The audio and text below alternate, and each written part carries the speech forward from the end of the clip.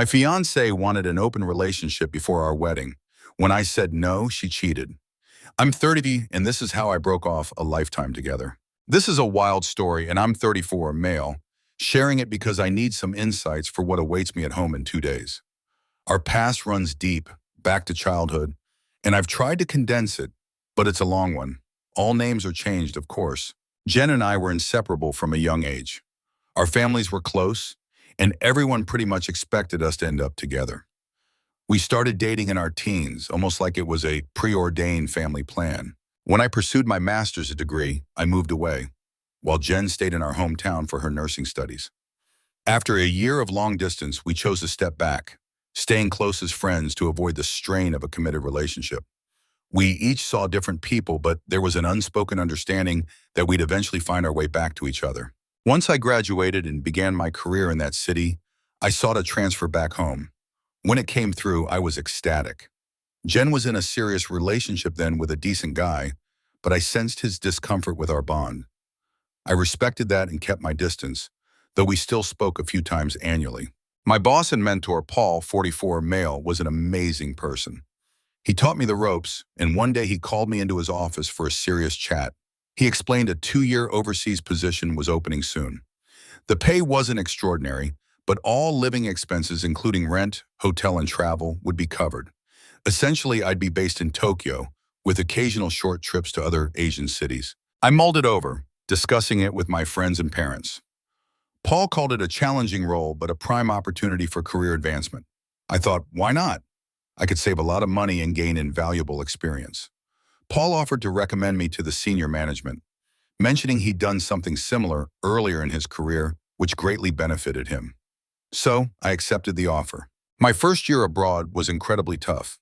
Adapting to the cultural and social norms, not just in Japan, but in the other nations I visited for work, was a huge adjustment. What did surprise me was the openness of women everywhere I went. They seemed to appreciate foreigners. I explored the diverse experiences the East offered. Many of these women were highly educated, not from developing countries. I engaged in several casual relationships, always making it clear I wasn't seeking anything long-term or marital, given my temporary stay. I ended up extending my contract for 2 more years. Paul visited a few times annually, either for leisure or work supervision. I confess we had some wild times in places like Angeles City in the Philippines and other spots. When my contract ended, I returned home, using my savings for a substantial down payment on a house just outside the city. After years in a metropolis of 37 million, I craved open space. After being home for a month, I ran into Jen at my parents' house. She and her boyfriend had split a year prior. We began talking more seriously, picking up where we left off, despite always having kept in touch. We started dating again. I deliberately delayed intimacy, despite my strong desire. My time in Asia had led to a pattern of multiple partners, and I was trying to manage that impulse before things got serious with Jen. Everyone, including her, knew I'd dated during my time away. My social media occasionally showed me with different women. My mother even jokingly called me a playboy a few times, which, to be honest, stung a bit. This is where things began to unravel. Jen and I finally became intimate, and she was, to put it mildly, quite taken aback. She mentioned I was different, more experienced than before. She asked a few questions, and I admit I wasn't entirely forthcoming. I didn't give her the exact number of past partners. Even a third of it would have been alarming. I was confident I could be completely loyal to her, but the seed of doubt planted in her mind that night would blossom into serious problems later. Naturally, our families were ecstatic we were back together. This was always the intended path. Things were going wonderfully. After speaking with her parents, I proposed. She moved in, and everything felt perfect. There were a few subtle warning signs I realize now, like her asking if I was truly content with her. Fast forward to December 2019. Our wedding was set for June 2020. We're all aware what 2020 became, aren't we? Christmas was lovely, but near New Year's, we faced our first major crisis. I was working on my computer. Jen and her cousin Tammy, 32, female, who I'd also known since childhood and was on good terms with, were looking through wedding plans. Jen asked to speak with me privately. Tammy then walked into the living room and sat on the couch, staying nearby. I went to the table to talk to Jen. She started by asking me not to interrupt or get upset, as she had something important to discuss. She then brought up our bedroom experiences, stating she worried I wouldn't be satisfied with her in the long run and might eventually stray. She didn't want our future children or relationship jeopardized by my potential infidelity. At this point, I thought, great, I'm about to be dumped. Just as I imagined things couldn't get worse, an internal voice echoed, but wait, there's more. Jen then asked if I would consider an open relationship. She believed it would allow her to gain more experience and alleviate her insecurities. She assured me I shouldn't worry, as I was the only man she had ever truly loved, which was why none of her previous relationships had led to marriage. I actually agreed with her on that point. I felt the same way. Initially, I thought she was joking, that this couldn't possibly be serious. This wasn't actually happening, right? Since this all happened about 18 months ago, I'll try my best to recall the key points. She stated she would only engage with random individuals, never anyone we knew or worked with. It wouldn't be with the same person twice, and there would be no emotional ties. My reaction was a silent, "What the heck?" When I realized she was absolutely serious, I felt like I couldn't breathe. I never thought a heart could skip a beat and lodge itself in your throat, but mine did. I'm not typically an angry or aggressive person, but I started yelling. It suddenly made sense why Tammy had remained so close. I shouted, "Tammy, did you put her up to this?" Tammy simply replied she was there to support Jen. "Wow, thanks a lot," I thought sarcastically. Then Jen said I was free to do whatever I wished, under the same terms. I immediately said no. I was absolutely furious then, and even now, writing this, I feel the rage. I told her, "I don't want casual encounters. I just want one person." She asked, "Who?" I looked at Tammy, not directly in her eyes, and said, "I want to be with Tammy." That certainly got a reaction from Jen. Tammy, caught off guard, flushed crimson and grew visibly uncomfortable. Jen quickly responded, "No, she's family, someone we both know. It's disgusting for you to even suggest that." I felt like I had entered some bizarre alternate reality. Where did any of this come from? We argued intensely for a while. I told her explicitly that if she pursued this, our relationship was over. I was completely against it. I loved her, and we could overcome anything together. But not this. I stormed off, grabbed a pillow, and headed to the guest room. I could hear them talking downstairs for a bit, but couldn't make out their words. It would have been a funny joke if it hadn't turned into an hour-long, serious conversation. I didn't sleep a wink that night and was utterly exhausted at work the next day. Conveniently, Jen began 2 weeks of night shifts that day, giving us both space to cool off and revisit the issue later. She left dinner in the fridge for me each evening with an "I love you" note and texted frequently, but my replies remained brief. On Thursday night of the following week, during her night shift, I was on my computer working through some files. I noticed an email notification on her account, a hotel reservation. It was for a nice hotel near my office, a place I knew well from frequent visits with colleagues. I initially thought she's supposed to be working, but maybe she wants to surprise me with an apology and a night out. The next morning, I waited for her text or call inviting me, but she only asked about my day. Then she mentioned how happy she was to have only one more night of her shift. I thought. One more night, yet a hotel reservation? A wave of nausea hit me. I felt sick, stressed in my office. I started frantically searching dating sites, especially profiles with no pictures, but found nothing. Paul walked in, saw my distressed state, and asked if I wanted to grab lunch. I explained the situation. Paul, a no-nonsense kind of guy, though always supportive of my relationship with Jen, suggested we go to a hotel restaurant for lunch and ice cream. Not that place, I thought, realizing he didn't know the full context. We went for lunch, and I was so nauseous I couldn't eat or even drink. He told me I couldn't work like this and offered me as much paid or unpaid leave as I needed. I explained I couldn't stay in my house, couldn't face her, and part of me still wanted to believe it wasn't true. I rushed home, packed what I could into my car, and drove back to the office. Paul then suggested, "Let's go stake out the hotel and wait for her to check in." I'm no private investigator or detective. I'm more like Inspector Clouseau. I really resisted the idea, but I desperately needed to know the truth. So we went and settled into the hotel lounge bar. I started drinking heavily, still clinging to the hope that this wasn't real. Around 6:30, Paul tapped my shoulder. There she was, at the front desk, not in her nursing uniform. I felt an overwhelming urge to scream, cry, lash out, I didn't know what. We waited about 10 minutes after she entered the elevator. Then Paul and I approached the front desk.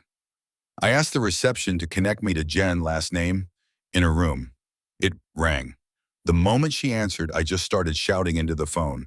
She sounded bewildered.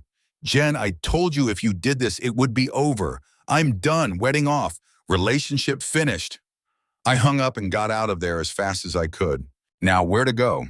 I went back to Paul's place, and my phone immediately started buzzing.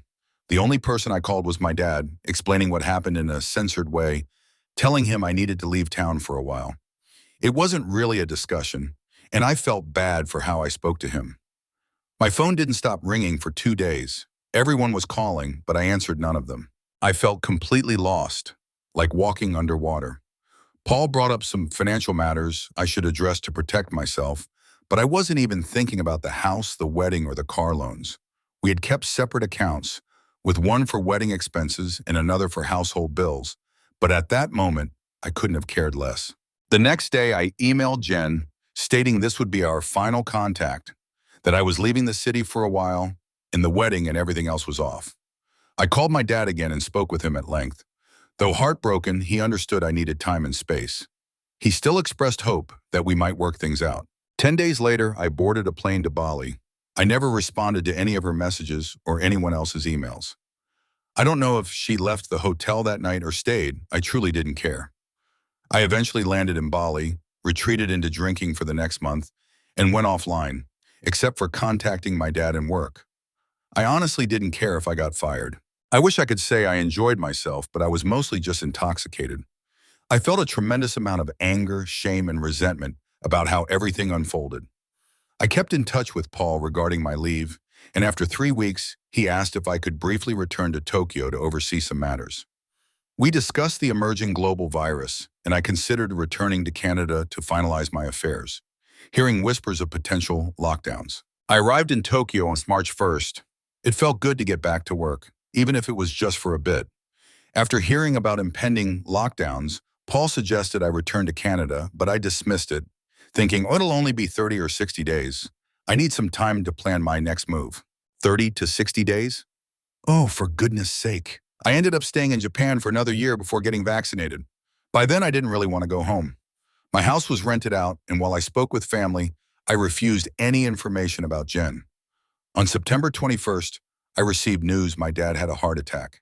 He was recovering well, but would require a triple bypass. This surgery is serious, though less risky than decades ago, but I still wanted to see him, just in case. I knew my return home would be chaotic, and I really didn't want that.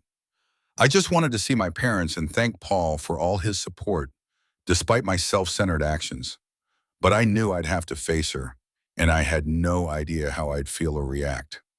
I apologize for the length of this, and I still omitted a lot. Any advice, tips, or even insults would be appreciated. I'm flying out in 4 hours and will land in about 24 hours. Update. After landing, I went straight to see my dad. He looked good and was actually looking forward to his surgery. Mom was doing well, but understandably concerned. I spent almost the entire first day by his side, and we talked about everything under the sun, but nothing too heavy to avoid stressing him. I told him I was there for him, but also using this trip to restructure my life, closing some chapters and opening new ones. On day 2, Paul and I met at a local spot near the office. Paul was already enjoying his drinks. We chatted about my dad at work, and he asked if I'd contacted Jen, to which I said no. He then informed me that the old man, the boss, wanted to see me, but considering my father's situation, it could wait. I knew I was in for it and told Paul, may as well get it over with. I had a list of things to accomplish this month, and I might as well start checking them off. Meeting Jen was one of them. I entered the office for the first time in what felt like an eternity. Many familiar faces were gone, a few new ones, and the usual crowd remained. Some people nodded and greeted me. We went up to the boss's office, a place I'd never been before. We walked in and he gestured for us to sit. I had never spoken to the old man directly before. He occasionally walked the floor, but people always parted for him, like Moses dividing the Red Sea. This is how the conversation went. Boss, good morning, gentlemen. This is a private meeting and anything discussed here is confidential. Blah, blah, blah. The boss launched into a tirade about responsibility and dedication, and I had to admit, he made some valid points. He then looked at Paul and asked why they should keep me employed. Paul responded, he does excellent work, has secured existing accounts, and brought in many new ones. Plus, we can't find anyone else to do the job for 20% below market salary, which is what we pay him. What the hell? Paul, the boss, and Paul then began to laugh maniacally, like that bar scene in the movie Goodfellas. The boss wiped a tear from his eye and told Paul, that's why you're the best VP I have. I earn a decent salary, but seriously, I felt pretty undervalued. The boss then looked at me, leaned in and said, listen, kid, I know you've had some issues with your woman, so let me give you some advice. He quoted someone, and I might not remember it word for word, but the essence was, God gives women eyebrows, and they pluck them out to draw on new ones. God gives a woman a face, and she paints a new one over it. God gives her breasts, and she buys a push-up, water-filled bra. God gives her a figure, and still not content, she buys form-fitting clothes to change that shape. If God himself cannot satisfy her, how can you? Brother, please don't destroy yourself over this. That honestly blew my mind a little. The boss looked at Paul. I trust you to handle this correctly. Your mother would kill me if I had to let you go. It suddenly dawned on me, they were related. Paul and I walked out. I looked at him and said, 20% below market, really? He put his arm around me and said, don't worry about that. I've got you covered. So am I getting fired or disciplined? I asked. No, you idiot. You're getting promoted. He then put his arm around me and kissed me on the side of the head. You could have told me that earlier, you jerk. Nah, it was much funnier this way. I missed you, kid. Now let's go get wasted. It's 8:30 in the morning, Paul. Who does that? I do. You still have a lot to learn about enjoying life. Nothing surprises me with this guy. What else would I expect from someone who got drunk before on sake and ended up in a fist fight with a monkey at the hot springs in Japan and got his butt kicked, I might add. We did end up getting quite tipsy. We talked about work and my future there. We also discussed Jen, and he advised me that I really should meet her to find closure. He said we both made mistakes, but we're good people. He stressed that once I achieved closure, I could move forward in life without emotional baggage holding me back. Once that was resolved, he said, we could discuss my employment future, what I wanted to do and where I wanted to go. So that was one item checked off my list. I still had a job. Dad was recovering well, but the matter of Jen remained constantly on my mind. I unblocked her on Facebook and scrolled through her profile, preparing myself for our meeting. I sent her a private message, asking if we could meet for dinner soon. We exchanged only pleasantries and arranged to meet for dinner in the next few days. That will be my next update. Jen and I agreed to meet at a restaurant a few hours after she finished work. Going into this, I feared two things: that my anger would still be raw and I'd act rashly, or that my love for her would resurface and I'd act impulsively. I hoped to find a balanced middle ground. All my carefully laid plans vanished the moment she walked through the door. She looked stunning. She smiled and approached, and my stomach leaped into my throat.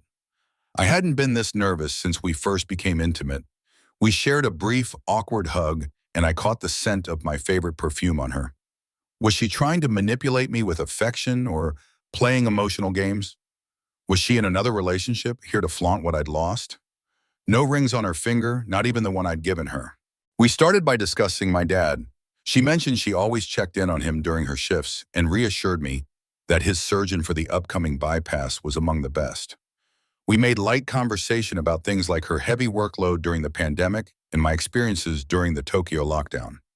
I was genuinely on the verge of breaking. I can assure you I appeared calm and composed on the surface, but I was crumbling inside. I told myself I needed this conversation to process these feelings and finally move on. It felt like we were skirting around the obvious truth for an agonizing amount of time until she finally looked at me, and her expression changed everything. The rest of the conversation is a blur, but I'll recount it as best I can. First, I want to tell you how truly sorry I am for what happened and for hurting you. Are you sorry you were caught, or genuinely sorry for the pain you caused me? Of course, I'm sorry for what it did to you, what it did to our lives and our future.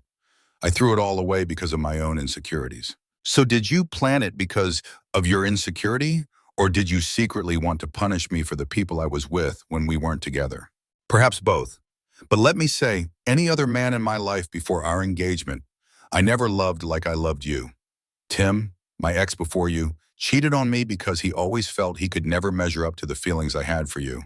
We broke up for that reason. I didn't know this, and to be honest, I never felt bad when he cheated. I never wanted you to know I was going to be with another man. I thought I could emotionally detach from it, and even if you found out, we could work through it, like everything else we'd ever faced. You were very wrong. It was probably the most agonizing thing I've ever experienced. I didn't need you to be flawless or experienced. I just needed you to be mine. All those others, Jen, every single one, could never compare to what I felt with you.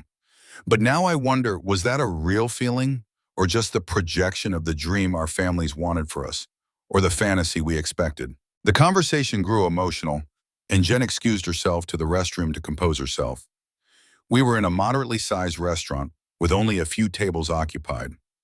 Paul had come along for support, as some of you suggested, and had strategically positioned himself in the cordoned-off lounge area.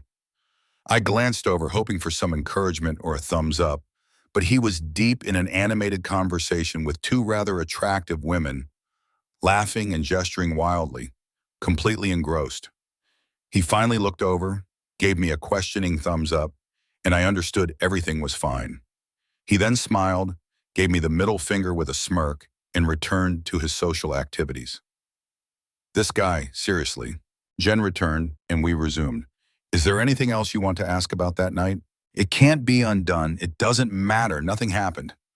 I wasn't even sure I could have gone through with it. When you called the room, it terrified me, and I rushed down to the lobby, but you were already gone. It doesn't matter now. I'm not here to revisit the past. I want us to focus on moving forward. Can you forgive me? Of course I can forgive you, and I do. You're not a terrible person. You just made a series of terrible choices that led us here. It's not entirely your fault. I should have been more open and understanding of your concerns too. I cycled through a range of emotions: love, anger, regret. Part of me wanted to unleash my fury, while another part yearned to take her home and pretend none of this ever occurred.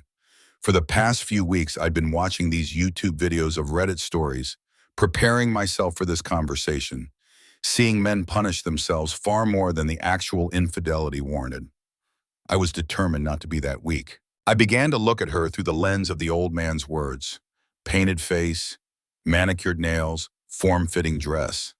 Did I truly know her? If this was her outward presentation, was her inner self equally constructed? Were all women's minds the same? I hardened my resolve. What now? Is there any future for us? I want you to remember when we were children, walking home from the park, and that aggressive dog approached us. I instinctively stepped in front of you to shield you, to keep you safe. The owner called the dog and it ran off after just a few seconds. But when you're 9, that's incredibly frightening. All these years later, I stood before you, loving and protecting you from whatever challenges came our way. But this time, when I stood in front of you, giving you everything I had, you plunged a knife into my back, just like the frog and the scorpion. This statement struck her like a lightning bolt. She lowered her head and began to sob softly.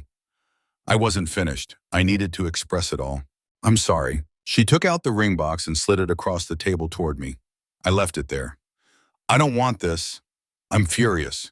Do you think I want to be sitting here with my heart pounding and you crying? I want to be home, playing with the baby we would have by now. I can't recall anything said in the next few minutes. She was sobbing, covering her face with her hands. I've said some harsh things in my life, but that one took the cake. I apologized, saying I'd gone too far. It jolted me out of my anger. The rest of the conversation calmed down. After I'd vented, we actually had a normal discussion about life in the future. Since our parents are so close, and her mom and dad are like my second family and vice versa, we talked about how we could exist in each other's lives as friends. Reconciliation was explicitly not an option. She got up to leave, and we shared a long hug. I'll stop here and finish the rest tomorrow. It's been a very long few days.